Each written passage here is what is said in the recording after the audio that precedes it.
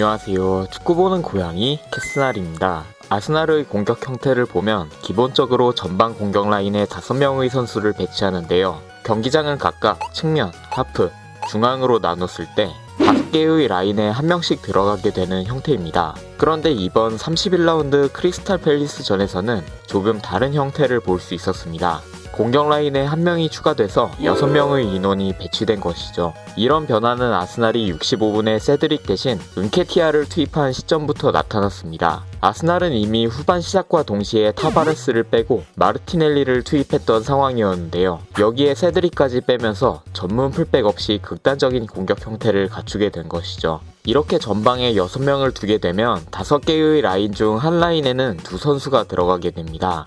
여기서 아르테타가 노린 라인은 어디였을까요? 바로 하프라인, 그 중에서도 왼쪽 하프였습니다. 왼쪽이 익숙한 로우, 사카, 은케티아 같은 유닛들의 스위칭 플레이를 통해 상대 수비 라인에 균열을 낼 의도였고, 이를 위해 자카를 왼쪽 풀백으로 내리면서 자카의 패스 공급 능력을 활용하기 위함으로 보였습니다. 이런 아르테타의 노림수가 어떤 효과를 발생시켰을까요? 경기 장면을 통해 알아보겠습니다. 최초에 은케티아가 좌측면에 위치하고 있고 사카는 좌측 하프에 위치하고 있습니다. 은케티아가 사카에게 내주고 하프로 들어갑니다. 압박을 받은 사카는 후방의 자카에게 패스하는데요. 사카와 은케티아의 라인이 바뀌어 사카가 측면, 은케티아가 좌측 하프에 위치하게 된 상황입니다. 여기서 주목할 부분은 로우가 상대 우측 센터백 안데르센의 근처에 위치하고 있다는 점입니다. 은케티아와 함께 안데르센을 상대로 2대1을 만들게 된 것이죠. 이 상황에서 자카가 라인을 뚫는 전진 패스를 넣습니다.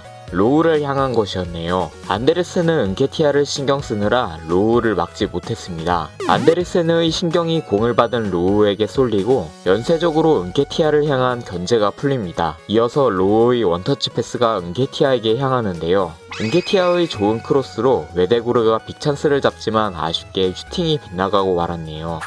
자카가 로콩가에게 패스한 직후 상황입니다. 라카제트가 중앙으로 쇄도하면서 안데르센의 시선을 잡는데요. 연쇄적으로 하프의 사카에게 여유가 생깁니다. 여기서 주목할 부분은 상대 우측 풀백 클라이네의 위치입니다. 클라인이 사카를 막기 위해 좁히지 않았네요. 왜 그랬을까요? 보시면 로우도 하프에 위치해 있다는 걸 알 수 있습니다. 클라인에게 선택지가 2개 놓인 것이죠.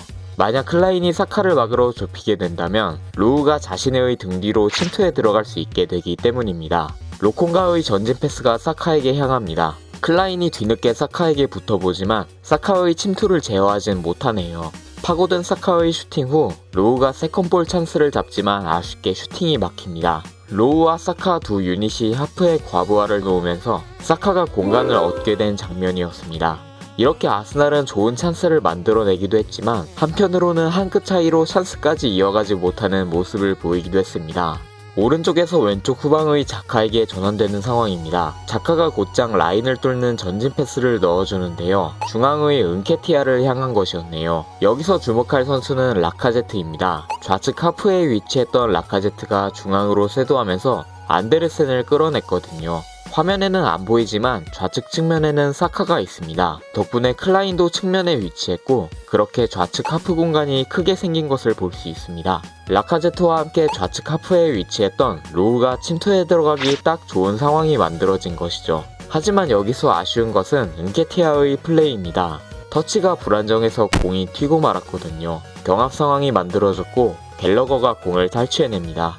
만약 은케티아가 공을 잘 잡아놨다면 로우의 침투로 좋은 찬스를 만들어낼 수도 있었겠죠.